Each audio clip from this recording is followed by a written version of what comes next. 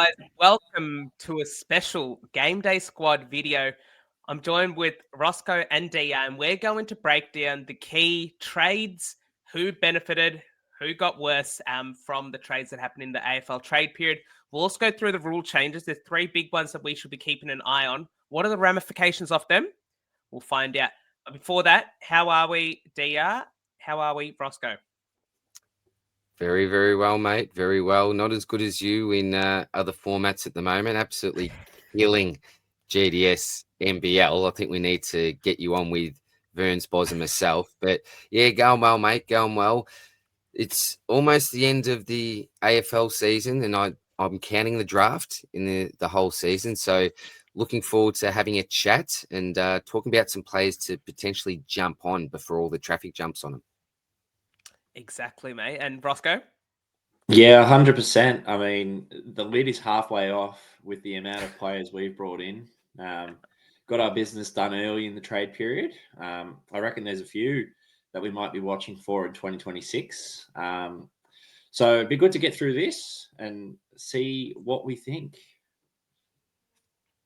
Awesome. Well, let's dive straight into it then by talking about the players that moved clubs from Adelaide through to Port Adelaide. We're not going to go through all the names, but we'll just make a passing comment about all of them equally as well. So starting from, start from the top with Finbar Maley, moves from North Melbourne to Adelaide. Do you think there's going to be much sort of GDS ramifications for someone like a Riley Thilthorpe, perhaps? What does this mean for his ruck time, potentially? That's sort of where I think with Maley here. Surely his depth, isn't he? Does this bloke walk straight into their best side? They've got some big men already there. I don't know if he's going to knock anyone out unless they go with a different type of structure. So, look, for me, I don't think he's going to affect anyone too much. Roscoe, different thoughts? Or No, I don't think in terms of game day squad relevance, he'll be too important. I think he should be a forward next year. So, I mean, in the event that, maybe O'Brien was to go out and he was to become the starting ruckman, then maybe we'd look at him as a forward. But otherwise, I don't think so. Even though I do have a big soft spot for him because he's a very big, athletic, kind of goofy bloke. So, all the best to him. Exactly. And I guess very quickly in sort of prefacing this, we're looking at this simply from a game day squad perspective, but we're also looking at it from the perspective that the player may improve, but also the club that they leave, does this open up a sort of hole for another player to step up into equally? We'll move on then to Brisbane. Your boys, DR, two big boys coming in, Oscar Allen and Sam Draper. Any sort of fleeting game day squad relevance? Now, Sam Draper may be a forward. Is that something that we should be sort of investing in moving forward?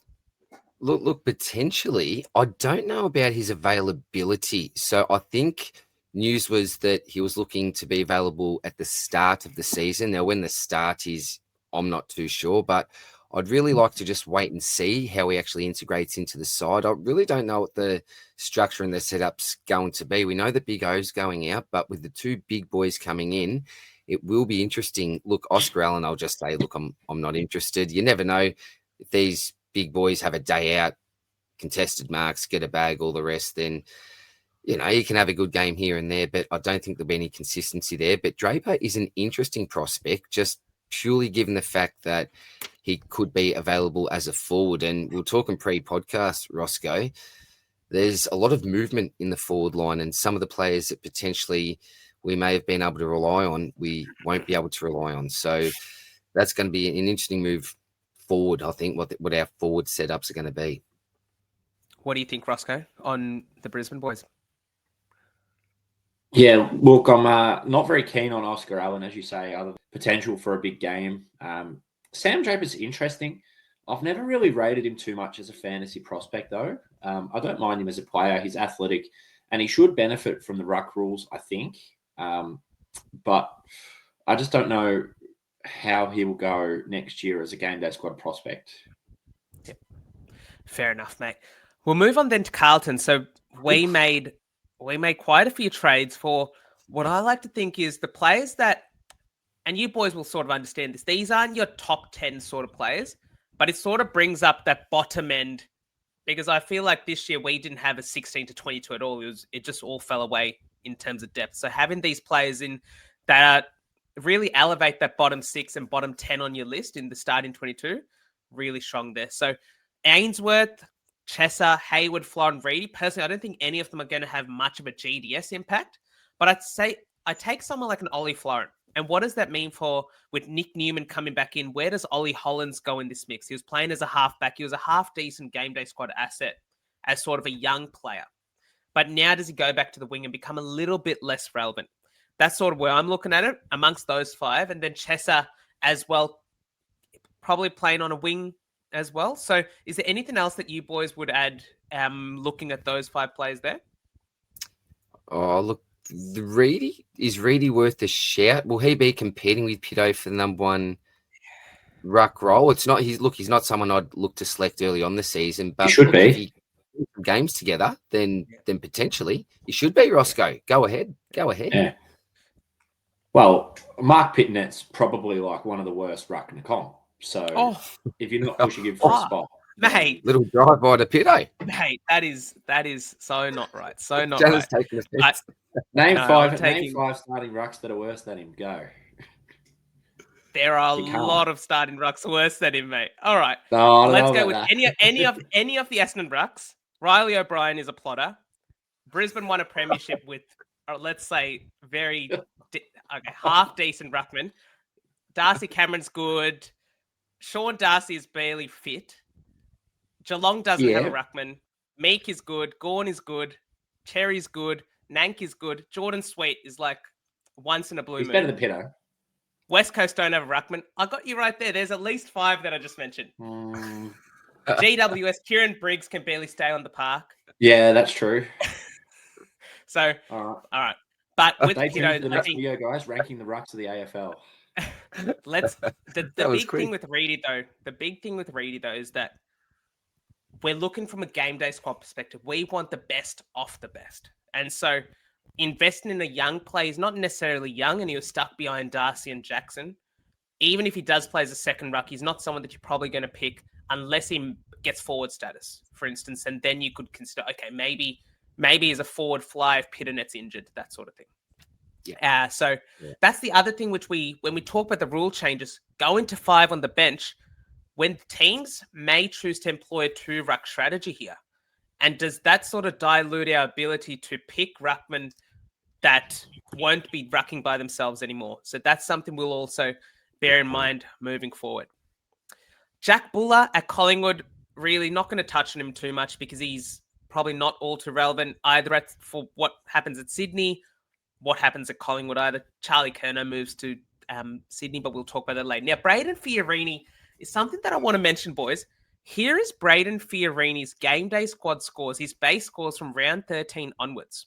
102, 101, 110, 115, 113, 117, 146, 125, 106, 65, and a 131. He had one score below 100 after round 13 this season. Moving to Essendon, should at least get a wing role, could potentially get some wing inside mid role. Is he someone that he's always been a bit of a pig for the ball? Can we go there? Jeez, after you said that, it's looking slightly tempting, isn't it? I'd agree with you. I think probably wing a little bit of inside time for him. And you're right, he's never had any trouble finding the ball, has he? If you look at his reserve type stats, absolute pig type mentality. So, look, there's obviously so many star mids that we can select from. So he's not someone that would be near the top of my list. But if the role's there, potentially as a pod type selection, but doesn't fill me with a heap of faith. But they're nice numbers when you bring him up, Janath. Roscoe, does he float your boat? I think he'll be a midfielder, so it's probably hard to find him in the top 6 mids for a round. It'd have to be a brave pod selection. And I think if I was to take one from Essendon, it'd probably be Caldwell. I know Merritt's obviously been a star for years, but if Caldwell can get his body right, I think he's the one that's got the upside to become an elite game day squad scorer. I'd probably prefer to pick him over Fiorini most weeks. Well, let's move on then to the next sort of players here. Judd McVie at Fremantle. Now, this is probably not so much about Fremantle as it is about Melbourne. I think when we think about McVie, he moves and then you bring in Jack. You've got Bowie there. Stephen May is almost on the out at Melbourne as well. one of the big things which is sort of holding Jake Bowie back as a player in DFS was sort of the fact that Stephen May was taking all of his kick-ins. But now with May on the outer, you got 78 kick-ins compared to Bowie's 72, which may get freed up. Does that go directly to Bowie? Does that get split with Giat? That's something which we want to consider. Rossco, where do you see sort of the ramifications of McVee's move? Well, I think in terms of, as you say, for Jake Bowie, it'll be split between him and Salem. Both of them scored. They averaged, I think, around the 106 mark or something like that. So if one of them can get into the 115, 120 sort of range, they become a defender that you can pick every week. I don't think we have to worry about Freo too much. I know McVee's a defender, but I don't think he's really going to have that role where he's going to be taking a lot of the distribution from Clark and Ryan. So I don't think it affects us too much that way. And I don't think we're probably looking at him as a selection on his own either. Yeah. DR, anything you want to add there, mate?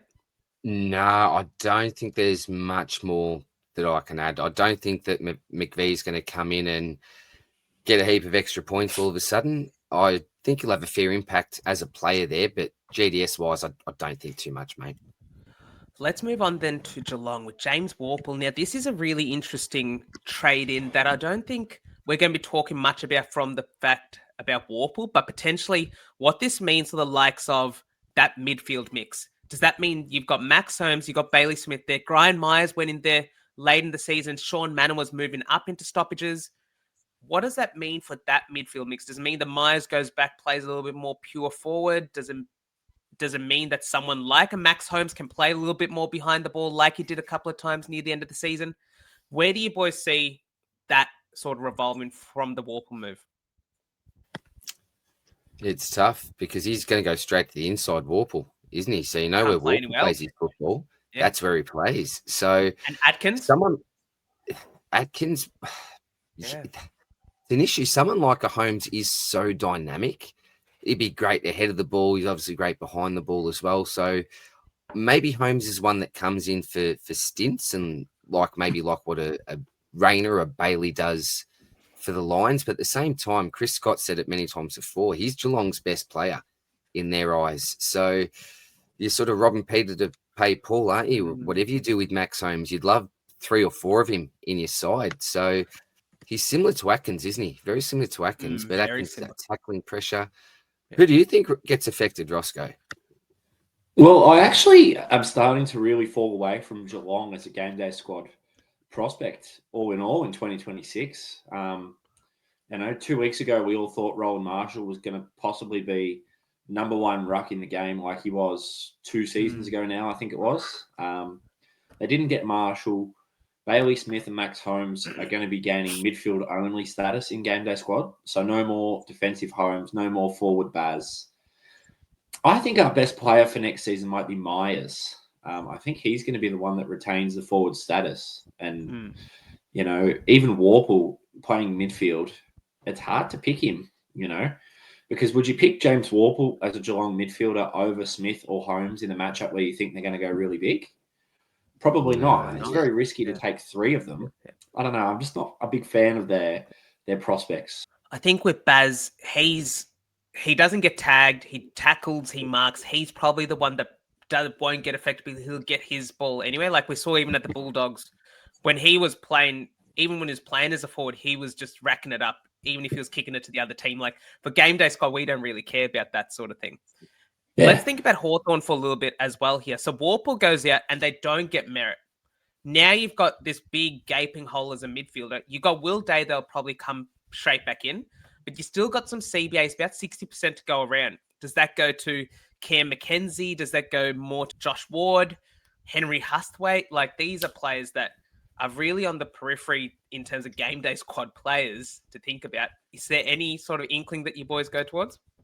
Well, I mean, they're untouchable. I mean, Cam McKenzie's untouchable. No one could have him. I mean, they couldn't pick him for the final series. Henry Hustwaite got 2 games, then got subbed off at halftime and never saw him again. But they're so great. So, someone has to step up. And, I mean, there is an opportunity there. I suppose we'll have preseason just to sort of wait and see who it is. I suppose it's a bit like Sardis as well because, Elijah Sardis has been ready to break out for 4 years, but it's just not always the case. So Hawthorn will have to find someone there.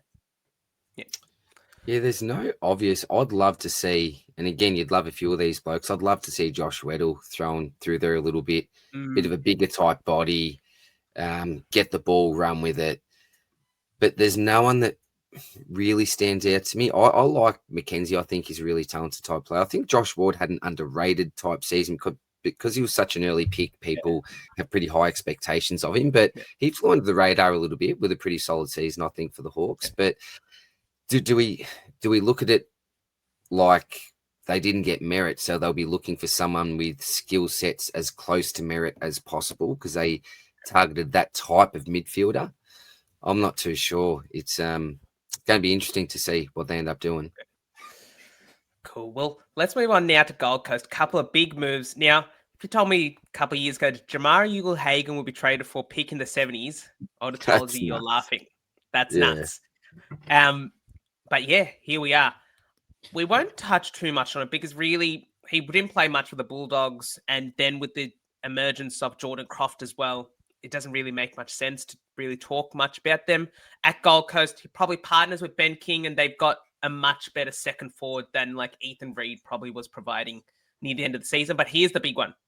Christian Petrarca, likely a forward next year in Game Day Squad. Now, we averaged 100 this year, so it wasn't anything sort of extraordinary. But as a forward, Rossco, we were talking offline in terms of sort of what do our forward lines look like next year? In terms of the highest averaging forwards, we'll lose Bailey Smith. We'll lose Matt Kennedy. Luke Jackson becomes a ruckman. Cozzy Pickett probably becomes a midfielder. Rankin Holes, McRae becomes a midfielder. Daniel becomes a defender. And then you're scrolling down and you're like, is there a world where we could have Christian Petrarca become a top 3 to 4 forward next year in Game Day Squad? What do you boys think? Absolutely, with the lack of names that you've got there. So you'd be thinking that it's going to be the big three in there with obviously Anderson, Rao and Track. But how much time does he actually spend in there? I wonder if there's going to be such a difference in that split as compared to what his role was at Melbourne, because you've still got your Tuke Miller, your Humphrey, who obviously wants to go through there as well. So I think that there may be some people that are expecting too much. You've got a lot of good midfielders already at the Suns, so I don't think Track is just going to come in and demand all this time. He'll certainly spend a fair bit of time in there, but yeah, I'm not getting my hopes up too much when it comes to some massive CBA rate. I think that he may be the first one that's rotated into that forward line, and it will be predominantly Anderson and Rao that will remain as their two real solids. What do you guys think? Yeah, look, we've seen these sort of half-forward types before, though, still average 100. I mean, Myers was sort of doing it, rolling through the midfield. Who else am I sort of thinking of? McRae, to some sort of extent, in the later half of the season, played a bit of half-forward. I think it's possible for him to play a role which is not starting in the CBAs and still pick up his 20 touches a game, get a couple of goals, and get to 100. I don't think that's sort of out of reach. Although obviously it'd be ideal if he played full-time midfield. I guess the other big thing we're sort of forgetting here, and DR, you mentioned it throughout this year in terms of morale. You said that Petrarca looked checked out at times, and if he looked checked out and still averaged 100, now he got traded for 3 firsts. His confidence is out of the moon. He can still do his cooking on the sunny Gold Coast. Look at him there. All of a sudden, how things change. He would be loving life, and all of a sudden, he's come to a premiership contender. Really, he's who they believe is the needle mover that takes him to that next level. That's a difference. And even although we want him as a full-time midfielder, the fact that he's playing for a better team now, will he have a better opportunity to actually impact the scoreboard? Will it be easier for him to do that while he's playing forward because he's got better players around him? So, yeah, look, as a forward in GDS, absolutely. I think he's pretty much someone that you can sit there most weeks and not move. Just one of those perma sort of spots. Yeah. And then I guess we go to the next player here. When we talk about Melbourne, the effect of Melbourne, you lose Clary, you lose Petrarca. And all of a sudden, you've got an entirely new Melbourne midfield. Jack Steele does come in. But does this mean that a Harvey Langford, Trent Rivers, these sort of blokes that didn't really get much of a go this year in their midfield, all of a sudden become your 65, 70% CBA players next season? Someone's got to do it. Well, you got Jack Viney that's going to be there. Jack Steele. It's funny, isn't it? With Steele and Clary, you're getting a very similar type player. I think that Clary's got the most potential there. I think he's the better footballer, more talented footballer. But in regards to character, Jack Steele's got him covered and twice on Sundays. So it's a very, very interesting trade. You'd think that Langford, you want to get games into Langford. So I think he's someone that will certainly benefit. Rivers, I agree with as well. Sparrow, does he get a bit of extra time in there potentially? I'm not too sure. But these are all names that I'd still have behind so many other midfielders. And maybe it may be more of a matchup dependent type thing. So if we can see Langford perform well, and he's a bit of a freak for kid, I really rate him highly. But if we can see him have a solid first month of the season, when they do come up against their West Coast type teams, maybe you could roll the dice on someone like him. But I think we need to see a fair bit of data when it comes to Melbourne's midfield because, it's anyone's guess at the moment. Roscoe? Yeah, I think I'm going to put my neck out there a little bit. Jack Steele averaged 74% CBAs. I would be shocked if he goes above 70% in terms of CBAs. What was that percentage? 70. He averaged 74. 70. He'll go below 70. I'd say there's a 50-50 chance of him going below 60%. I think his body is done. If he was still capable of being the top line midfielder that he was a few years ago, he wouldn't have been traded for a third-round pick 2 years down the track. Like, I think we rested him forward. We played him as a sub. Like, it will be a good leadership option for them when they're clearly targeting the draft. They've got 3 first-rounders in both years. But I don't think they'll be relying on him as a super midfield sort of star, if that makes sense. Very nice. And I wouldn't touch Clary on that part either.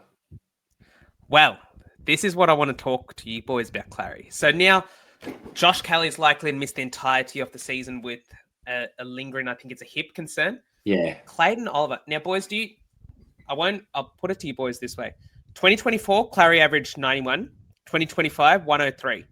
In the 2 years before that, what do you think he averaged? 130. GDS. I was going to say 130 odd. Yeah. 133, 2024 or 3. 130 in 2022.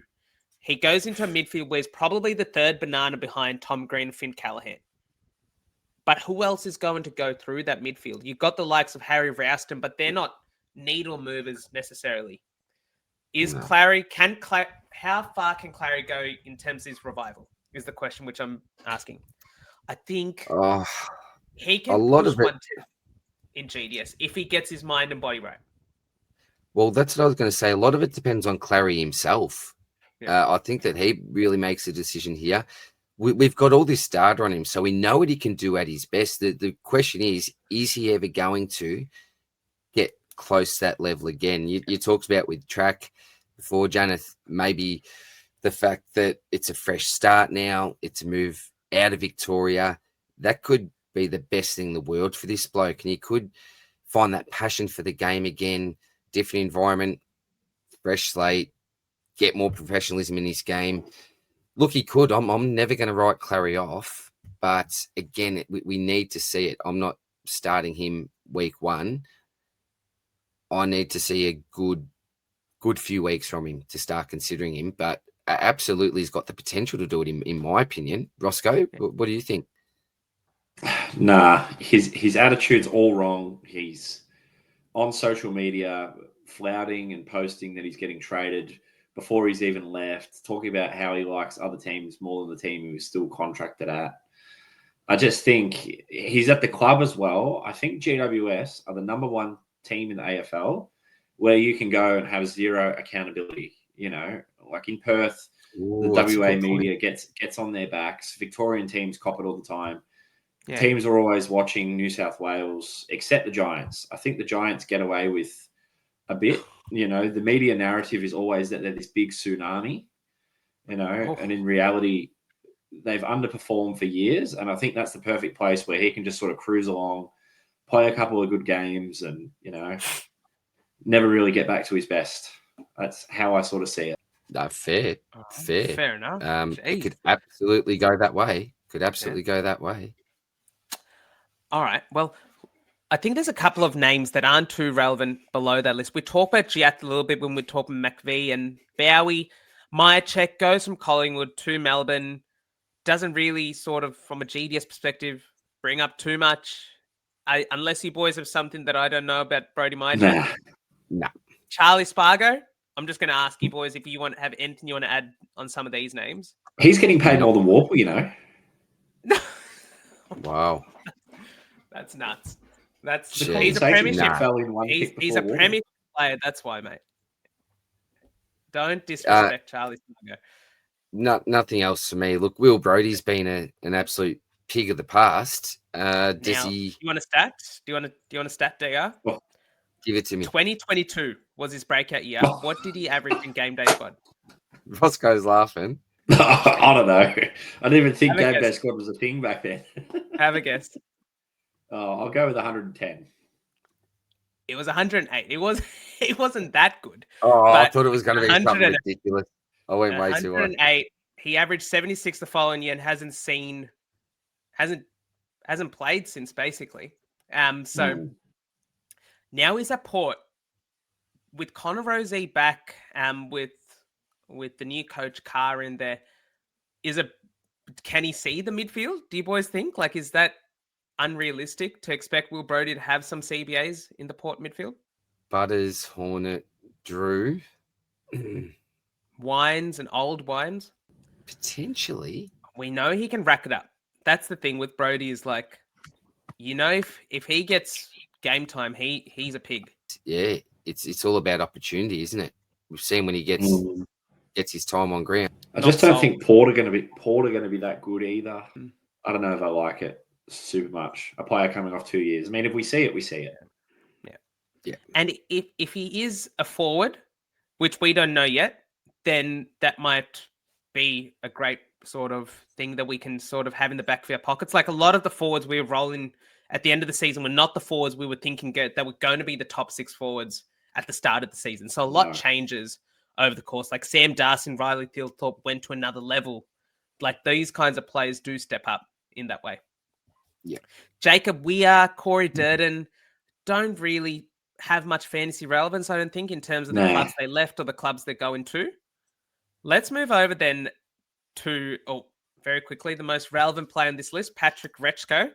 Apparently he did average 86 fantasy points in the VFL, if I'm not mistaken. But look, you almost have to see it to believe it with him because a player that got delisted, good footy sort of team from Geelong, but not really too much there, is there? That's the thing. I'm questioning how you can get delisted and then traded. They want to get him to the club earlier. Get him on their hands earlier. Unlike a certain team, DR. Calamachi, he wasn't a traded name, but we'll just touch him very quickly as well. Does that have any relevance for either Brisbane or Adelaide, do you think?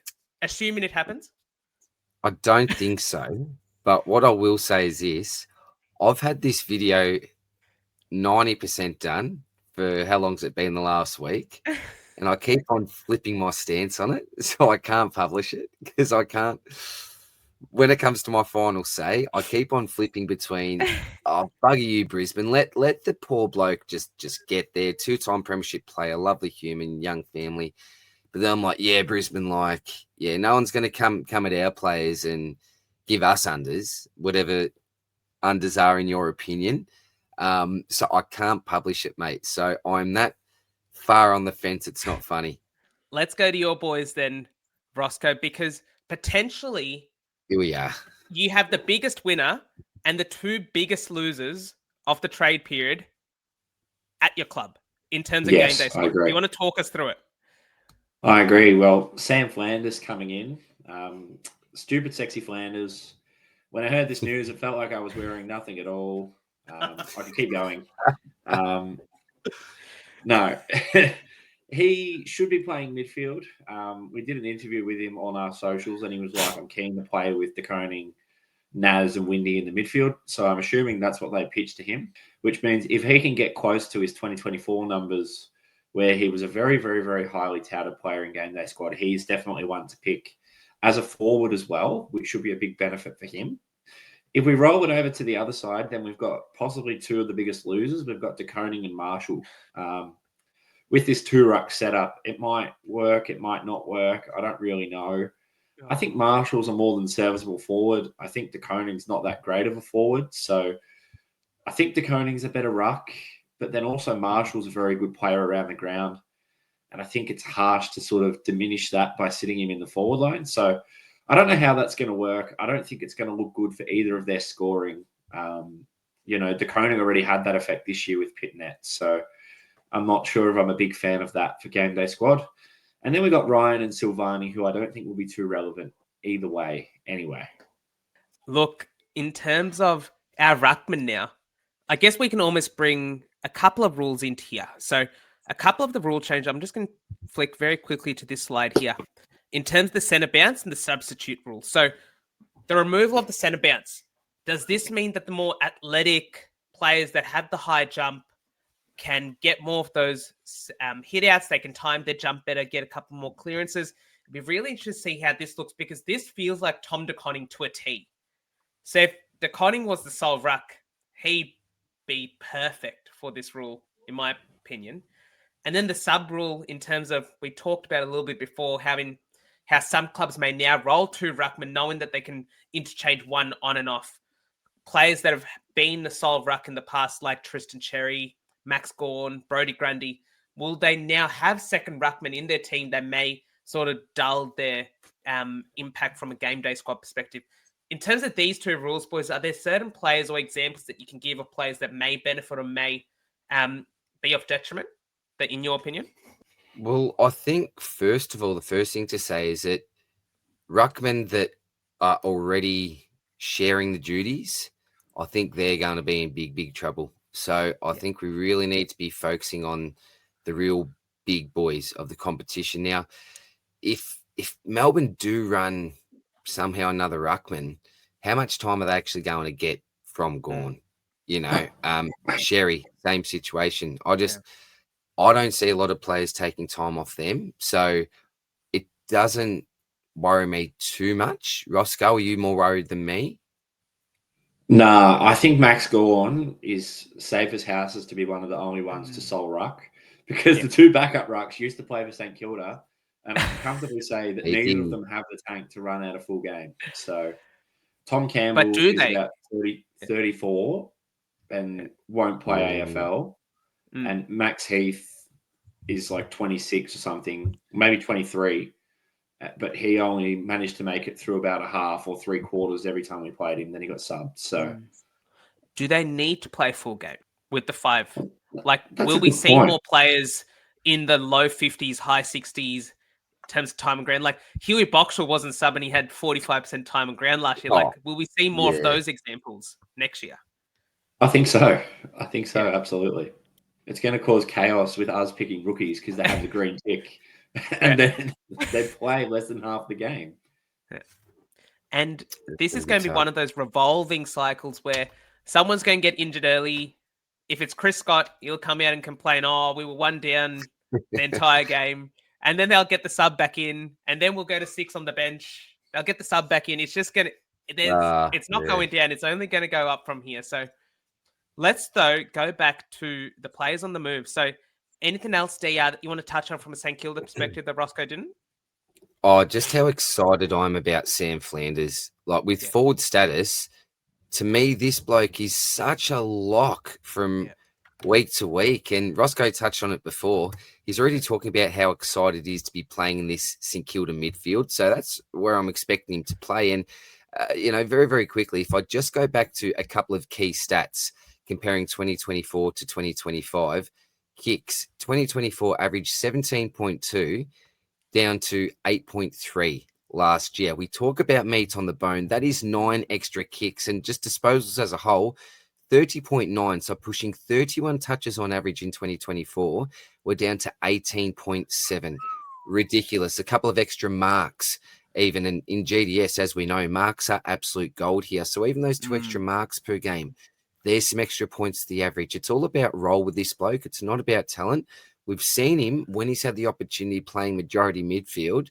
He can be an absolute beast. And he's also someone that's really good around goal as well. And I think he can start to impact the scoreboard. So if that's where he's playing midfield, I'm all over this pick. And a little bit sneaky, as soon as the news came through that he'd been traded to St Kilda, I jumped on GDS and got myself a gold for $1.25 and a silver for, I think it was $1. So that's bargain buying. That is bargain basement buying, I think. Smart buying. I'm not usually into shopping, but I reckon I did pretty well there. And I'm going to make a prediction now going into next year. I think by the end of next year, the same gold card that I bought for, I think it was $1.25, you're going to be looking at a good $9.50. I'm going to say the stocks are going to rise heavily. Stocks will rise heavily. I don't think Rossco wants to hear that. Actually, he might. Why? There's a backstory here. So say Rossco is a saint now, but Rossco did trade me his Diamond Flanders for dimes on the dollar. Before he formally requested a trade. Oh, God, now he's one of your boys. Oh, Rossco. I would like an 8 times return on investment, yes. Yeah, trader's remorse, Rossco? Or No, he's a saint now. He's a saint now. I got very good stocks for my football, aka Premier League. Oh, nice. And then since then, I've been floating around top 5s and top 10s for a few weeks. So win-win. Plus, I managed to get an All-Star Brayshaw back. So. Oh, no. Well, yeah, everyone's a winner, I think. That's nice. I like that. We did work through it. There was no Dodoros. There was no Andrew Mackies in this situation. No Adrian, no Tom Petroro's in the room saying, you got to get this done either. Yeah, even our man Dom, he wasn't friendly to deal with this year. So, yeah. Let's chat about some of these other names here. Jai Sarong, not much relevance. Now, Charlie Curnow here, GDS-wise, potentially playing on a smaller ground, doesn't have to run as much as he didn't want to do this year. But he's got Errol Goulden lacing him out to him, which I think is much better than whatever we were lacing out Charlie with last year. So maybe it's a win-win. Errol gets more kicks, potentially. And then you've got Charlie there. In terms of sort of Ollie Florent, he was on the outers, but I'm thinking maybe does this open up more game time for Matt Roberts type, because he was sort of in and out near the end of the season there as well. Like, can he go to the next level as sort of that distributing defender alongside Blakey? Is there anything else from the Sydney point of view that you can think of, boys? I think just the main thing just to touch on for me, and it's the same as lots of these key forwards, I think Curnow, matchup dependent, playing one of these lowly ranked sides, he's the type of player I think that could really go close to winning you a round if he goes off. And we know that he's got those big ceiling games in him playing for Sydney. So depending on the matchup, being a forward, he could be someone that I would consider using depending on what week it is. And I think the same goes for Mackay at Carlton. Yep. Agreed with that, boys. Tyler Young at West Coast, Brandon Starswitch at West Coast. I mean, there's not much there, but very quickly on Starswitch, DR, rank these 4 players that I'm going to say in terms of GDS relevance for next year, relative to expectation. Darcy Wilmot, Jasper Fletcher, Dane Zorko, Kadeem Coleman. So compared to what they were averaging this year, who do you expect to take the biggest rise, biggest falls, any sort of surprise stuff that Give us the good goss. Oh, well, Kitty obviously is going to have the biggest rise because he averaged back eggs this year. So I think that's a nice, easy one. So with Starswitch going out, I think it's just a really easy and logical replacement if he's right when he comes back. His nozzle, Noah Ainsworth. He was playing a really, really fantastic role for us with Starswitch in the same side as well. But Fletcher's an interesting one. I think just with our stacked midfield at the moment that he'll most likely continue to play down back. He's got the scope to be a fantastic midfielder and an inside midfielder at that. But I just think we're too stacked down there at the moment. Zorko, So I've got to stop writing him off. It seems like every year I write this man off at the pre-season. He's too old. He's too old. But probably the one for me, and look, he's my favourite player, Moddy. I absolutely love him. But I think that Moddy's still a really good lockdown defender as well as he's that attacking defender. So I think he's that bloke that won't necessarily score the most week to week. I think Jasper Fletcher is the man that you really look at here. Just his natural talent. You look at his age, he's just going to improve year upon year. So it's about getting a consistent role for him. But if that is down back, he's probably one that I'm the most excited about. I think that Zorko will most likely be affected the most if Kitty comes in because he's damaging by foot as Kitty is, where I think that Moddy and Fletcher can probably carry the ball a little bit more. So, yeah, they're my quick thoughts. But, yeah, it's tough because we just haven't seen Kitty in the side for so long and we are used to having Starsvig in there. So, yeah, it'd be an interesting watch, mate. But I can't say with great confidence that there's a Brisbane defender that I'd be really confident on scoring ultra well week to week. I think they'll all be pretty consistent, but maybe won't have the highest ceilings that we've seen. Rossco, anything you want to add there? Well, I'm very bullish on Jasper. Zorko's last season, he's confirmed. Is he confirmed to retire at the end of this year? Well, he only signed a one-year deal anyway. Don't think he's confirmed. I could just see Jasper sort of taking that role from him. I know you like him to be a midfielder, but there's too many. I think Jasper is the perfect player to be Zorko 2.0. So I would show you my collection of Jaspers on Game Day Squad, but it wouldn't fit on the screen. I've been slowly trying to pick them off so that I can use them as trade bait when need be. I know I managed to get something decent off Janath for a couple of them. So hopefully he's the one that can be the big breakout. I think he averaged like 97 or something like that as a midfielder. He gets defensive status in Game Day Squad. I think if he starts to take more of that role from Zorko, he is the next Dane Zorko. Yeah. He's a freak. And just on Zorko and Fletcher, Zorko, and I think I mentioned this a couple of times, has been asked, who do you think Brisbane's most talented player is on the entire list? Jasper Fletcher was his response. So he is rated so highly in the club. And I reckon he could be also an all-Australian caliber wingman, for example. He's just an elite player. And similar to someone like an Archie, he can be that Mr. Fix-It if need be. So we need someone ahead of the ball. Go Jasper. On the wing, inside if you need. Go down back. Just a perfect player to have on your list. And yeah, good to see he'll be a line for life. I'm confidently going to say that, boys. Line for life. Unlike his old man who got around a bit. Apparently we had him for like 60 games or something. Yeah, something like that. Stupid. We couldn't even get him to 100. Let's talk very quickly about Dev Robertson. Going for greener pastures. Could have gone last year. Greener pastures for him, I should say. Not for, West Coast get players like this. I think someone like Ben Hobbs, like these blokes that have Will Phillips, high draft picks, I reckon West Coast should be just trying to get as much sort of high-end talent in terms of their draft status. Like Dev Robertson was a captain for Western Australia in a championship winning year, and he went in the 20s, but he just can't get consistent games. Like he goes to West Coast, and his goal should be to play every week. And 100%. How does that translate? If he's a forward in Game Day Squad, potentially we're looking at it this time next year and we're saying, yeah, he was one that we didn't really think about much of this time last year.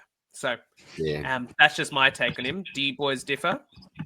Nah, WA boy, great leader and just stuck behind so many great midfielders at Brisbane. And the best thing about this, and this is why I'm so happy, legitimately happy for this bloke, he'll finally get an opportunity, we think, to be in his most preferred role, and that's as an inside midfielder. So I'm hoping he gets opportunity from the start and shows us what he can actually do. I don't think he's ever going to be a superstar of the competition, but you look at someone like a James Warple, who's one of best and fairest, but we never consider him an absolute superstar. I think he could get to that sort of level.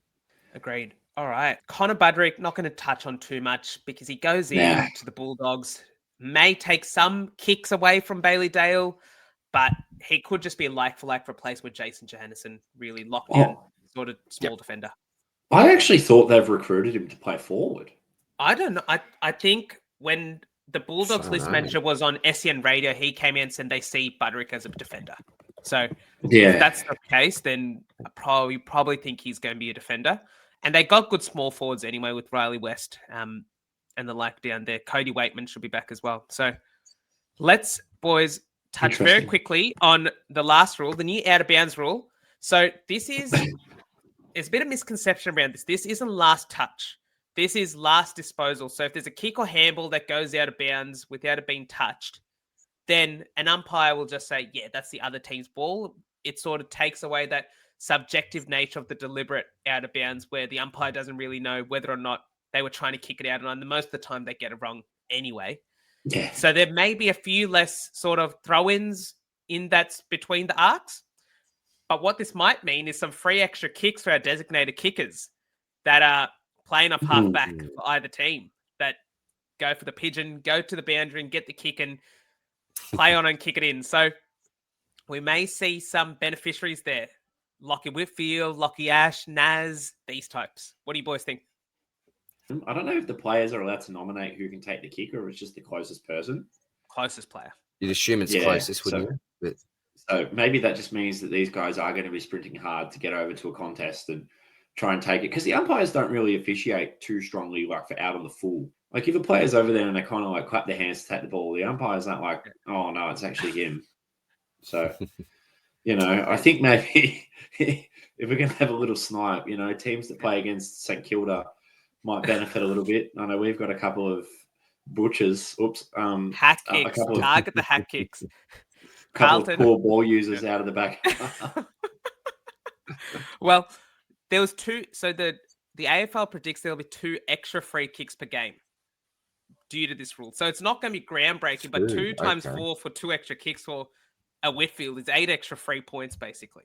Boys, before we go on to a special giveaway, we talk about Flanders as a big winner. We talk about TD, Kane, Rowan, Marshall as the big losers. Who are the other big winners and who are the other big losers from this trade period? Christian Petrarca, for me, feels like a huge winner out of this as well. Who else, yes, definitely, as a game day squad, do you see as the biggest winners and losers? If we're talking about players directly in the trade period, I think Charlie Curnow could be a big winner as a forward. And then I think Mackay could also be a big winner in games that Carlton should perform well in. I think a big loser, we're talking about position changes here, I suppose, rather than trade impact. But I think your likes of Bailey Smith-Holmes that I touched on before, Luke Jackson becoming a ruck only, I think becomes a big loser, losing his forward status. But then to flip that coin, I think Sheasel going into the forward line and Rosie going into the back line also become big winners. Josh Dacos as well. Yeah, Josh Dacos going back. A lot of these players are sort of, it's hard to see them establishing themselves as top line options, which makes it hard. Obviously, if we're talking about perhaps Supercoach getting into next year, you're probably looking at a lot more of these guys on the cheap where you need the cash generation. But obviously for Game Day Squad, we want to just pick the optimal lineups. And a lot of these guys might struggle to fit into that. But I guess that's all part of the puzzle, isn't it? I think Rossco touched on it. Rosie's a big one for me, being able to select him as a defender now. Flanders is very close to number 1 for me. He's the number 1 on my list, I think, to be honest, Sam Flanders. And then Shees is the other one, being available as a forward. I think that is massive for our forward line. So I think there's going to be some real key pillars, particularly your Track, your Shees, and your Flanders. At this stage, and you obviously need to suss some of the other options, they're going to be 3 key pillars there that will remain there basically week to week. And then someone like your Charlie Curnow, when he's coming up against a West Coast type team or a Richmond type team, then I'll look to insert someone like him as well into the mix, just as that stealing matchup type selection. I just want to add another winner as well in terms of Mason Cox being delisted. One of the big sort of sore points of Darcy Cameron as a GDS option was the fact that we have this lingering second ruckman in Darcy Cameron. Now, who is the second ruck for Collingwood? Rowan Steele? I'm not really sure who it is. So potentially this just means that Darcy Cameron plays even more level and hopefully can snag another best and fairest before Craig McRae gets a bit unhappy with him. But is there anyone else that you boys want to mention? How was that? Look, not really for me. The only other thing I'll quickly throw out there is that Starcevic does have the potential to actually play as a midfielder. He was originally drafted as a midfielder just because, again, similar situation to Robertson back in the day, there was too many in front of him. So that could be a potential move. I don't know what West Coast are planning to do. I think he's close to all Australian potential defender. I don't think they know either. Yeah, look, just a shout. If he gets a bit of time in the midfield and he's available, obviously, as a defender, then who knows? He may become somewhat relevant. Yeah. Awesome, boys. Well, I think we did a pretty comprehensive wrap of the trade period and the rule changes, our biggest winners and losers. Let's get on to a special end of season, AFL end of season giveaway. It's a special giveaway because we've got a 9-player unique pack. Now, these 9-player unique packs, you're guaranteed at least 9 platinums or better. Now, the special part of this is we got 3 of us. We're all going to pick one of these 9 spots to keep, and the remaining 6 will go out to all of you. Okay? So at the end of this, you guys can comment, DR, what should the viewers put down in the comments to go in the run-in to win this giveaway? To win a card. How about what they love so much about the GDS format? So what have they been enjoying so much about playing GDS? It's obviously a unique platform compared to some other fantasy platforms. So I want to know what people love about it the most, mate. And I think this may be part of it. The old pack openings, that's something I love about it, I must admit. Here we go. All right, Rossco, you go first, mate. What spots do you want in the pack? Bottom right. I said it before the video, and I'm going to back myself in the bottom right. You claimed that early, didn't you? All right. DR, which spot do you want, mate? Do you know what? I'm going to go as random as possible. Do you know what? I'll go upstairs from Rossco. We'll go the double story. I'm going to go just upstairs from Rossco. So that's middle right for me, please. Just upstairs. Okay. All right. Now I'm going to give the top low a bit of love and go top middle. Okay. So the remaining six is all up for grabs. So here we go. Firstly, we'll see if we get a diamond. Will we get a diamond pull at all? Oh, boom, boom. Big explosion. Oh, no diamonds. That's okay. We'll go in the outer ones. So we'll go for the ones that you guys will get first. So Tyrell Dua. Bit of Dua. Noah Bolter. He goes to my church, actually. Random. Very nice. There we go. Chamara. I mean, as a son, we did talk about him. We could have picked well here. Sam Switkowski. The middle is Dan Rioli. It's got to get better here. Give us something. So this one is Matty J. Okay, so those 6 cards are going out to our loyal listeners. Let's see now what we'll start with. We'll start with you, Rossco, in the bottom right. It is you're taking home. Come on, Rossco. Sammy Flanders. Oh no!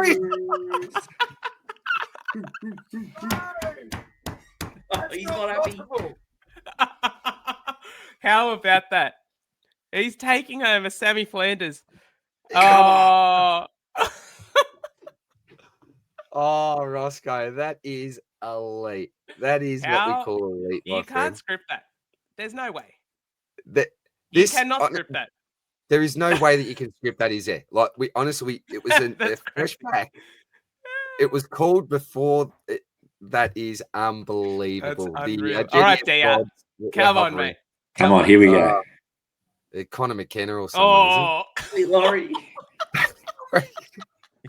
Look, not as good as the Flanders. Hey, I've got some more pack to come, so that's all right. That's right. All right, and I'm taking home. Janet. Come on, mate. Oh, geez, that's the worst of the lot. I don't even know who that is. Aiden Riddle. Aiden Riddle. A future superstar. How have you done that, Rossco? We'll say that, mate. All right, so Rossco, you're taking home a Sammy Flanders Platinum. DR, do you want me to trade you the Bailey Laurie? Look, mate, you can add it to your list if you want, mate. Put it in the card exchange. Do you know what? I'm happy. I'm happy to give it away. Bailey. I'm happy to pass on Bailey. So, Rossco, you keep on to your Flanders, and then we'll have 8 cards to give I'm away. happy to give away my riddle as well. That's all okay. Right. Beautiful. So, all right, Dia. All right, here we go. Load them up. I can feel you getting a Flanders now in your own pack. I need a refresh. A Flanders all Australian. I would love we would go mental if we get a Flanders all Australian from last year. Can't believe that. Platinum Flanders. I said before the video, bottom right, and I said it again. We've been talking about it. Club. That's crazy. Is that a thing that you have, like a bottom right? Is that like a superstitious type thing? Felt like it. You just felt it. Vibes, that was like complete vibes. True story. I was on. Well, when I say on deal or no deal, I was in the audience with the briefcase. And Lise had a weird dream the night before, and she said, "I'm telling you, you're going to have $2 in your briefcase. Save $2 if you get called out." Lucky enough, I said $2. Bang, $2, won 500. So yes, very random there. But all right, boys. Now some all-star. Now I've never opened an all-stars pack. So I think these just explode. Yeah, you can't see much with the animation. Okay, so. All right, give us now, come on, mate. Do I go a bigger zoom, Janath? Yeah. There we go. Zoom. That's it. Bang, bang. So here we go. We need something. Oh, I feel like you make your money back pretty easily with these packs. Now, these are silvers and a gold. All right.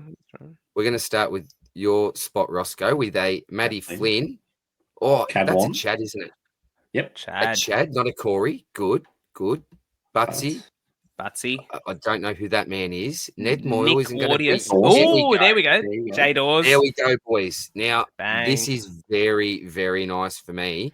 I've seen a few people after a silver Dawson, so I do own one, but on the trade block, or I may just keep it. Harvey. We talked about Harvey before.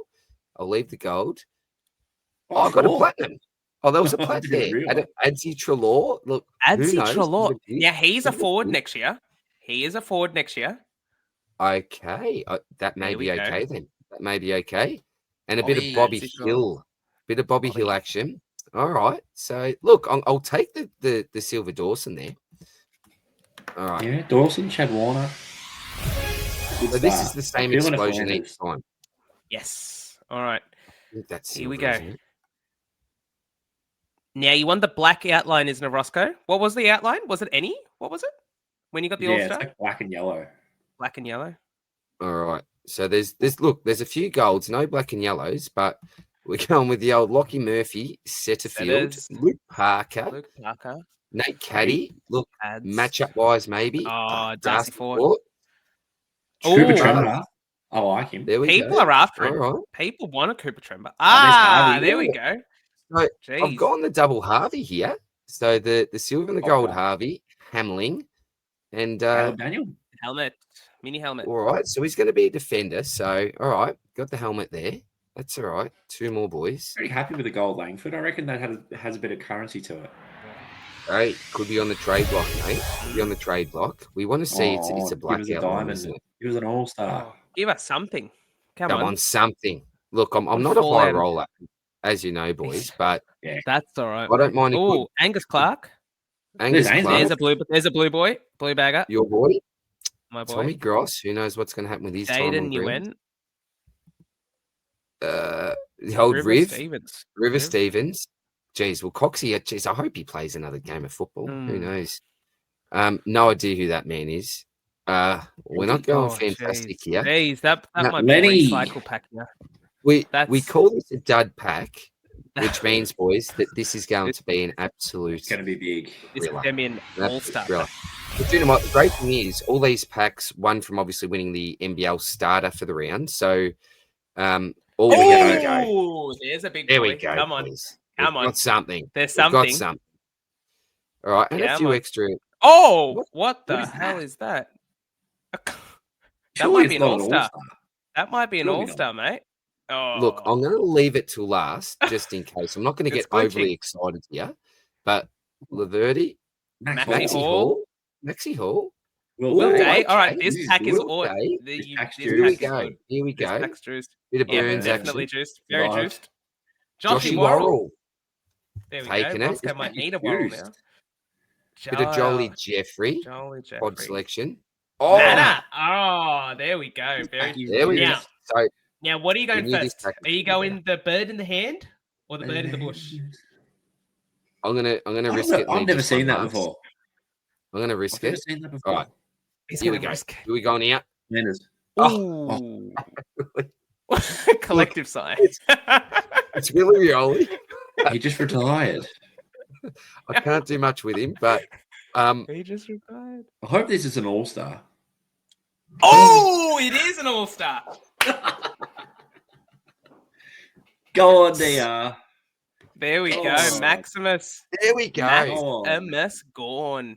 The big fella. Come on. So look, how's that? We just went from a packet with a bunch of dud silvers to a bit of silver Worrell action, a gold day, and then the all-star Max Gorn. So I'll tell you what, first all-star card, lads. So very, very happy to you play that in Classic, DR. You play in Classic every week. That's a play in Classic. Yeah. Done. And that's another goal of mine.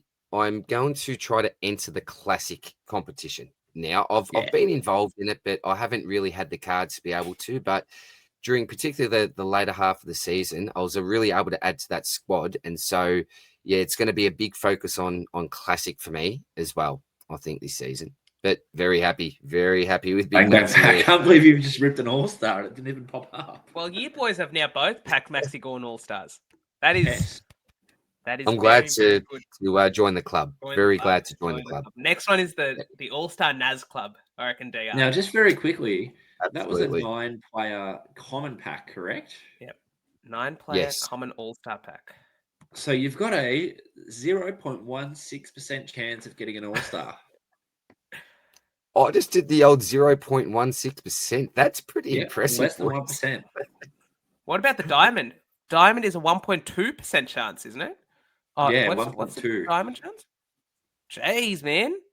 You got both? Well, I'll absolutely take that.